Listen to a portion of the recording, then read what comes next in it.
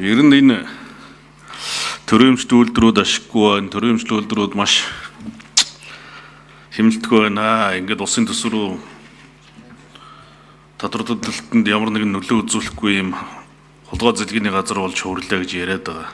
Тэгээ үүний нэг жишээ танаа энэ 2025 оны 3 сарын 14-нд үндэсний аудитын газраас гаргасан шаардлага байна л дээ. Дархан луу хүнс хөдөөж явах ямыг шилжүүлэхтэй холбоотой зардал тухайд гараа явсан. За үүнтэй холбоотойгоор хөдөөж хүн биершигч компани хуримтлагдсан ашигаас хөдөөж хүн яамны 45 хүнд за тэр агентлагийн 7 хүн гээд нийтдээ одоо 52 хүнд 3.1 тэрбум төгрөгийн санхүүжилт гаргаж орон сууцны урьдчилгаа явуулсан байна. Тэгээ энийг 9 сарын гэхэд одоо энэ зөрчлийг арилгах ёстой гэдэг ийм даалгавар гарсан. Тэгээ энэ танахын ийм даалгавар гаргаад шалгалтынхаа энэ өгсөн үр биелэлт нь ер нь хэрхэн хангагддаг юм бэ? Төрөмжт компани хуримтлагдсан ашигаас одоо ажилчтай орон сууц авч өгөөд ингэ байж байгаа энэ асуудал дээр та бүгд маань ямар байр суурьтай байдаг? Энэ гаргасан энэ зөвлөмж чи хэрэгжиж байгаа юу? Тэр нэг биржийн захирлын гаргаад байгаа шийдвэр биш шүү дээ. Энэ бол J-Inquiry-ийн гаргасан, сайдын гаргасан шийдвэр байгаа шүү дээ. Тэгээ сайдын тухайд одоо та нар ямар зөвлөмж өгч ирсэн? Энэ асуудал ер нь хэрхэн шийдэгдсэн? Энэ дээр нэг хариулт өгөөч. Минцэн гишүүний асуултанд хариулъя. За төрөмжт үйлдвэрийн газруудын тухайд бид 23 онд хаа тий. 23 онд энэ үр ашиг засаглалыг сайжруулах чиглэлээр аудит сэдвээр ороод ингээд гүйцэтгэлийн аудит ороод үр дүнгээ байнгын ородод ирүүлээд ирүүлсэн ийм удаа аудит хийж гүйцэтгсэн учраас энэ удаад бол сэдвт ороогүй.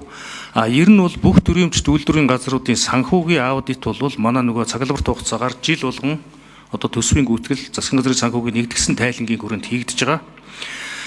За дархны биржтэй холбоотой асуудлаар манай өгсөн одоо 3.1 тэрбум төгрөгийн албан шаардлага энэ аудитын шийдвэртэй холбоотой асуудлаар хэлэхэд одоо манайх бол ингээд завсрын аудит ороод 12 сарын 15 гэхэд бид нэг тайлан үр дүнгээ нэгтгэдэг.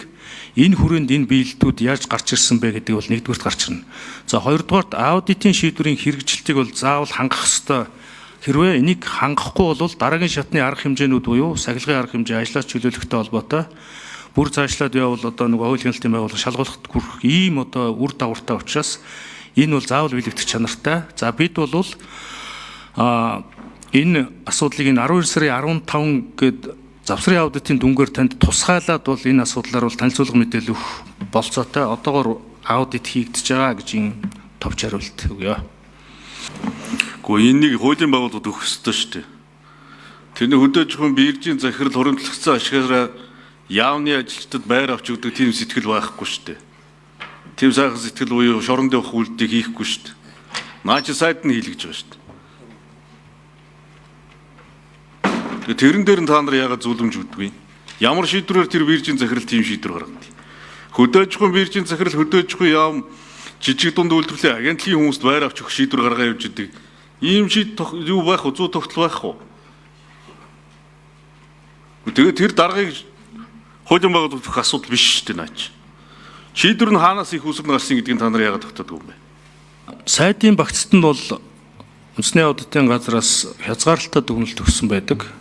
За тухайн зөрчил дээр бол албан шаардлага өгөөд одоо энэний биелэлтийг бид ингээд нэгтгэж биелэлтийн тооцохоор завсрын аудит орсон байгаа. Тэгээ энэ асуудлын биелэлтийг би тусгайлан танд танилцуулъя.